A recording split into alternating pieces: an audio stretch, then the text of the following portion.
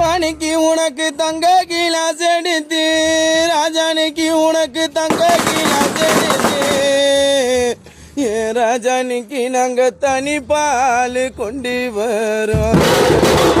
பாணிக்கு உனக்கு தங்க கிளாஸ் எடுத்து, ஏன் சாமினிக்கு நாங்க தனி பால் கொண்டு வரோம்.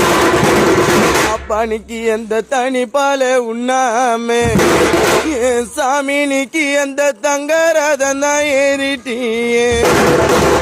அன்னைக்கு எந்த தனி பால உண்ணாம, என் ராஜானிக்கு எந்த தங்கரதம் தான் ஏறிட்டியே.